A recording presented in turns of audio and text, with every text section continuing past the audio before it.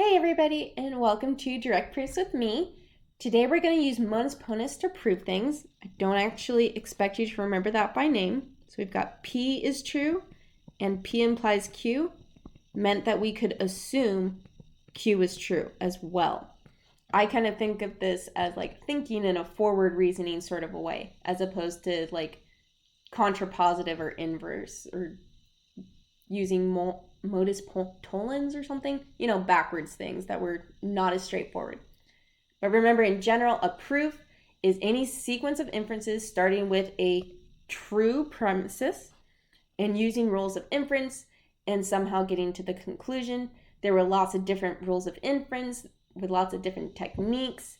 Some of them were clever, some of them were straightforward. And today our focus is the direct proof, which is going to be hopefully straightforward and simple. Do not confuse that with easy. Proving things is not easy, but hopefully it will be simple. So a direct proof is a sequence of inferences starting from a true premise and mainly just using the conditional P then Q to deduce a statement. If I were to give you some steps, they would look like: number one, gather assumptions.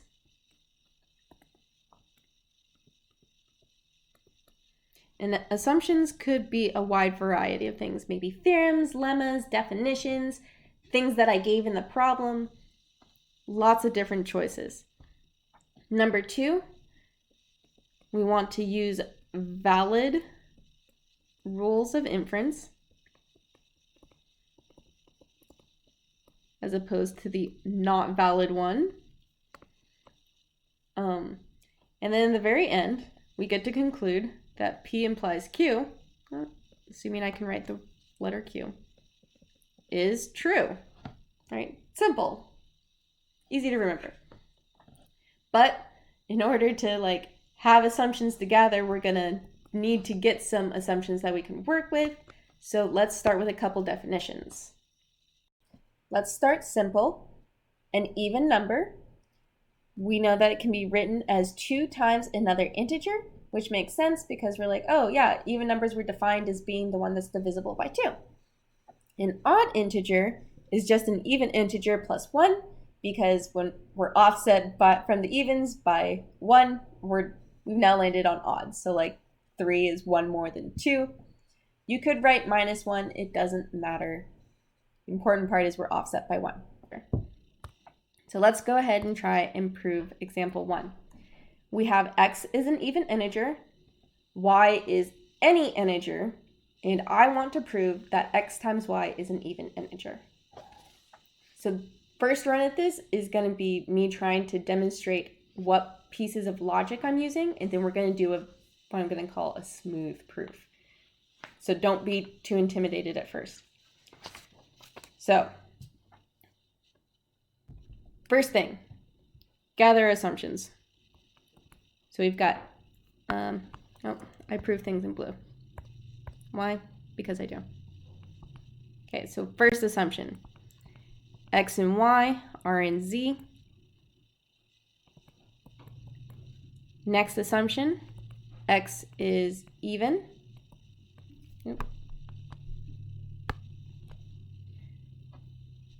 These were given. But we have the definition of even. So we can say that A being even is the same thing as A equaling 2k, or I'm going to say there exists k such that A equals 2 times k, and k is an integer. And this is definition of even. And then another thing that will be helpful, A and B being in the integers means that A times B is also in the integers, which you might not have really thought about that very closely before. It is called the axiom of multiplication. There will come a day when you have to prove this. Today is not that day. we are just going to use it and be thankful that somebody else has proven it for us. So here we go. Here are all of our premises. Okay. So starting our actual proof, though. I'm going to zoom in. So step number 1, we're going to start with there exists k in Z such that x equals 2k. This is using Modeus Ponens with A, or not A, with B and C. Our premises A and B and C. Because I said that x was even, but I hadn't yet written x as being even. Okay, step 2, I'm going to multiply x and y together. So that means I've got 2k times y. Why does that work? Because we know how equals works. Step number 3.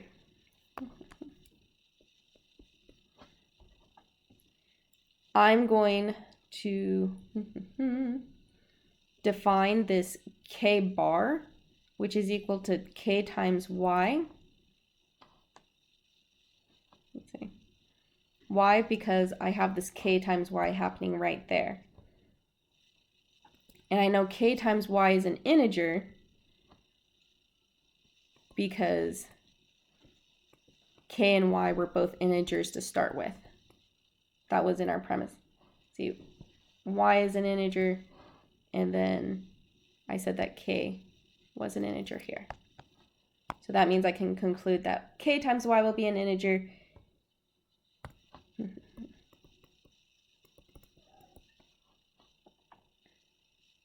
And that was D. Step number 4. I can use substitution and be like, okay, so then x is going to be equal to 2 times k bar. That's equality of 2 and 3. So basically just substitution. And then step 5. I can now say I found the k. I can now say there exists a k that is an integer such that xy equals 2k bar. Why? Because I found it. So this is one of the things we talked about in rules of inference too. So it was called existence generalization on step 4. And then 6, we have our conclusion, xy is even by definition of even. But technically that's using Modeus Ponens on C and 6. Okay, this is, I don't know, like I was fumbling through that. That is not what I would call a smooth proof. It requires remembering like Modeus Ponens and existence generalization, which you kind of just want to use immediately. This is what I would expect on an exam, but let's do this. So a smooth proof. I'm going to state my premises, or some of them. Suppose x and y are integers and x is even. Then what I can say from there, this implies that there exists a k that is an integer such that x is equal to 2k. Why? By definition of even.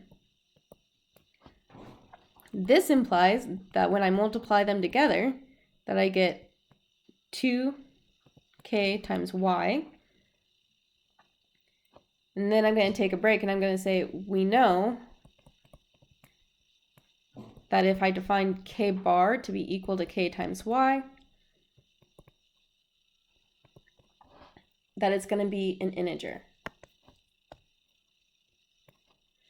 So we know that k bar is an integer. Why? Because k and y were integers themselves.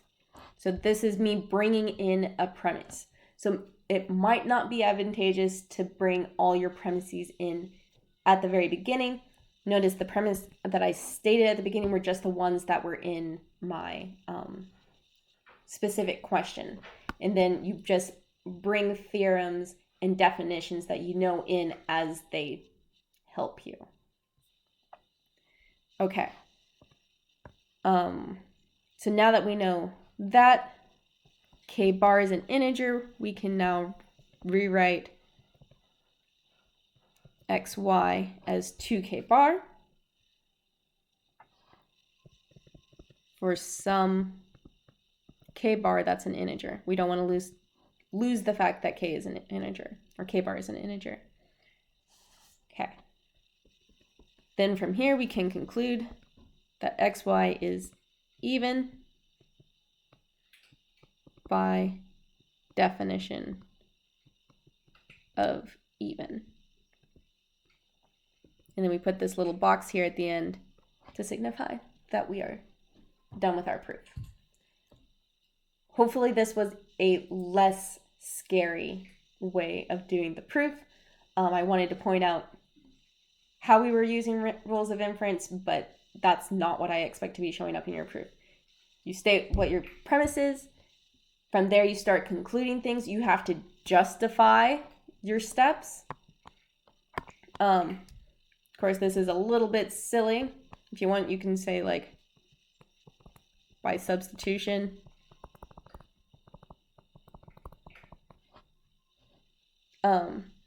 We brought in another premise that was helpful along the way, and then we just kept on doing implications with a little bit of justification. Okay, so that's one proof. Let's do another one. Let's bring in a new different definition. We're going to do rational numbers, which you've probably talked about, but seriously, when do they formally define that? I don't know, and so I'm formally defining it for you here. A rational number has the form integer over integer, and then we represent all rational numbers using this q. I don't know why, probably something to do with what it translates to in Latin. Okay. So for a second example, we're going to prove that any two rational numbers, when we add them together, is going to result in another rational number. So we start the proof off saying, suppose A and B are going to be in Q. I didn't give you guys rational number names in the example, and so it's good to do this so that I know what you're calling your rationals. Okay. And then you can come off to the side if you want and say WTS, which is want to show. And what is the goal? We want their sum to be rational. So we want their sum to be rational. There we go, a little goal off at the side. So now I know when I'm done.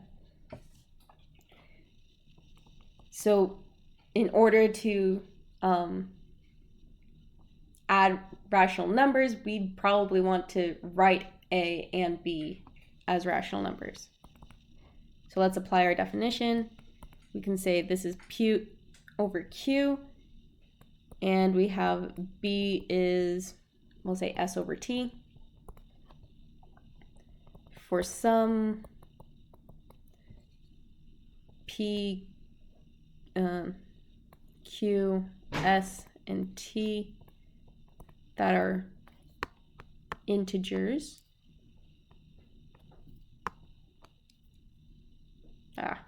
When it gets hot, it gets obstinate. There we go. And Q and T are not 0. Okay. So then if we add them together, we can use P over Q plus S over T, but we know how to add things. So that's going to be PT over QT, SQ over TQ. So that would be PT plus SQ over QT. QT. So then what do we know at this point? Well, we know that this is an integer, and we know that this is an integer. So we have to say that, and then once we've said that, we will pretty much be done. So we know PT plus SQ is an integer, and TQ is an integer. We also know TQ does not equal 0. Why? Because when you multiply two non-zeros together, you don't get 0. That's how math works. You will eventually prove that. You will not prove that today. Okay. I say eventually, assuming that you guys go on to take things like real analysis and abstract algebra. So who knows? If you don't take those classes, maybe you won't. Okay. Enough of my tangent. So now we have that this is an integer. We have that this is an integer. And that means we have fulfilled the integer over integer requirement. So A plus B is a rational number by definition.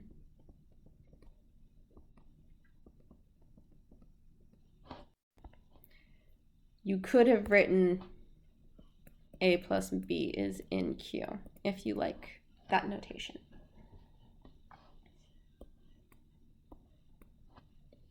Okay. So hopefully, again, not so bad. Let's try something a little bit harder. We're going to go and borrow something from the number theory section because we need some more tools so that we have fun things to prove.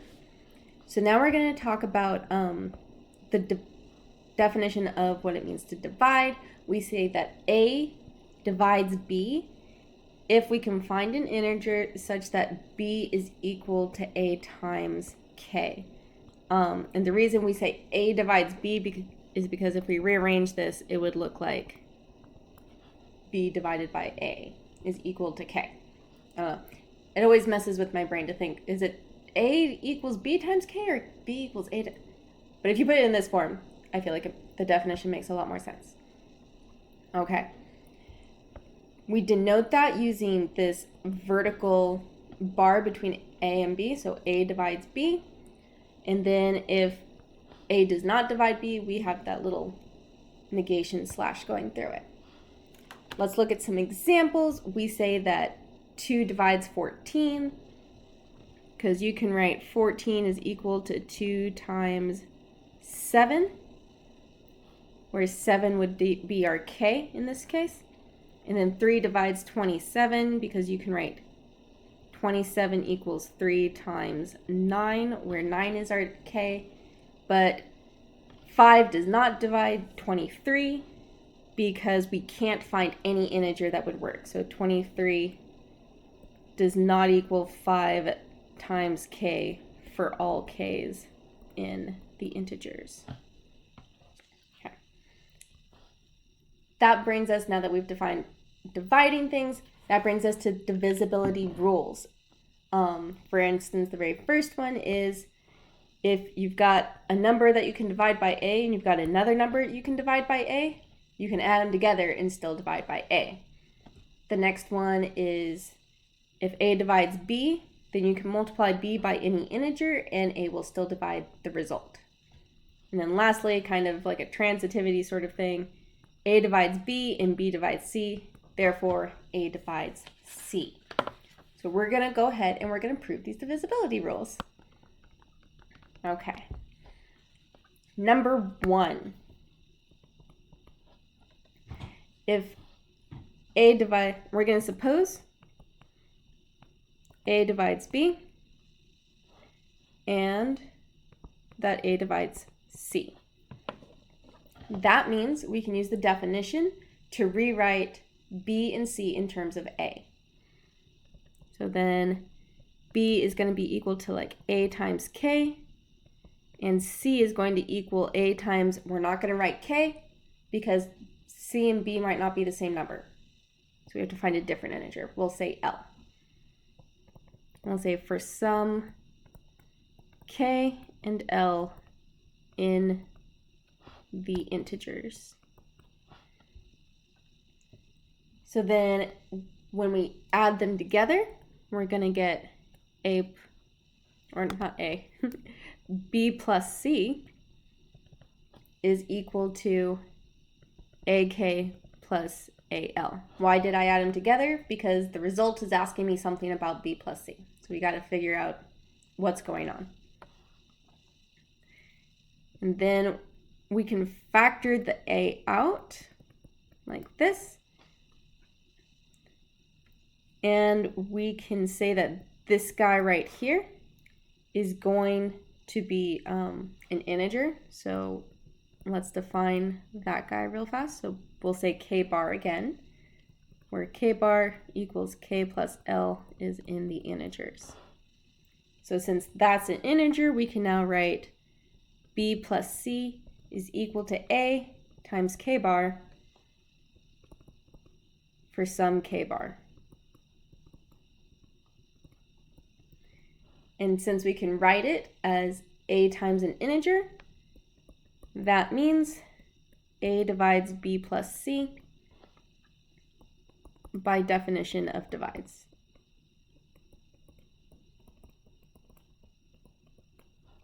Okay, hopefully you're starting to see like a bit of a rhythm with these problems. Let's do number 2. This one's a little bit trickier because picking up what your assumptions can be is a little bit weird. Obviously, we can suppose that A divides B. But then what we also want to do is, even though the for all C is on that side, we also want to suppose we have an arbitrary C that is an integer.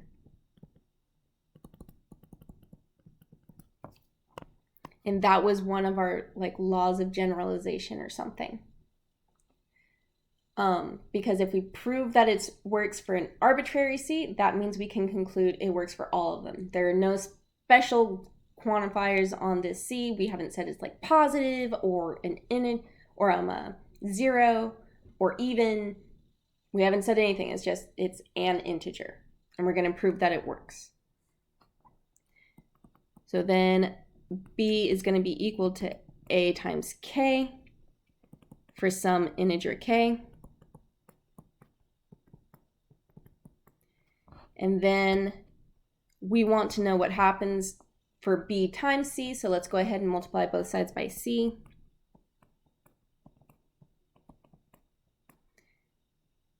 And then we get to say something about K times C because those are both integers.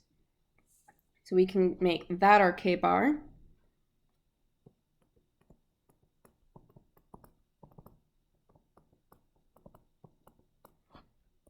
So then BC equals A times an integer.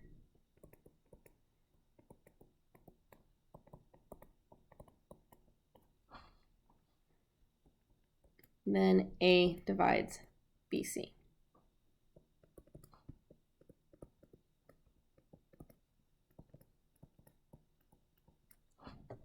Okay, so there we go. That is our simple idea of forward reasoning. Hopefully it wasn't too bad, but it does require a lot of care and finesse to make sure that we don't somehow break the logic chain while we're working. That's all I have for right now. but next time we will work on more of this idea, but it gets a little bit more complicated. See you next time. I lied. There was one last thing that I should have covered that I didn't think about until a couple days later. Sometimes the first step in a direct proof is not obvious, but that doesn't mean we can't do it via direct proof, and it doesn't mean that we can't find this first step. For instance, let's think about x is a positive number. Then we can get this statement. If we were to go directly, we would start with assume x is greater than 0. And then maybe the first step that we would try is maybe adding 4 to both sides. That's like the only thing I can think of. But now we have this big problem where we don't have 4's over x over here. And that is indeed a big problem. How can we get that? Well, we can have some scratch work off to the side, and we can work with our assumption backwards. So if this is true, then this would also be true if we just multiply the left and right side by x, which I would do because I don't like having fractions. And so clear out the fractions. You might be like, but Gracie, what about the like less than greater than? We need to know like if x is positive or negative. We do know x is positive, and so multiplying by x, totally safe. So now we have this. Now we can like move the 4x over. And then we have this statement here. And obviously squared things are bigger than 0, so that's great. This is not equal to x is positive, but if x is positive, we certainly get this statement. So I was not going to be able to get that statement, or not be able to figure out that I wanted that statement without doing backward scratch work. This is not a proof over here. Cannot use this. Do not say that this is your proof. You are starting with your conclusion and working backwards. You can't assume your conclusion and then do some work and be like, hey, look, it all worked out. So this is scratch. Now we bring it back over into formal proof land. We say this implies that x minus 2 squared is greater than 0 because the square of a real number is positive.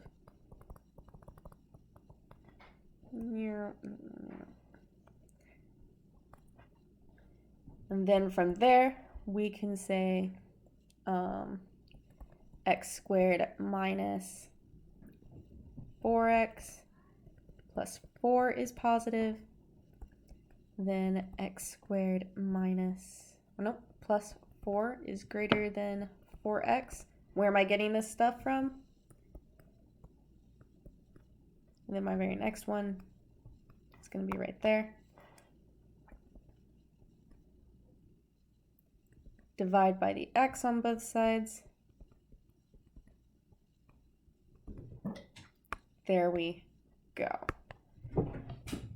So, basic proof tactic, if you don't know where to go, start with the other end, work backwards, see what you end up with, but always take it back to the nice rigid proof style that flows. Here's my assumption, bop, bop, bop, bop. Here's my conclusion.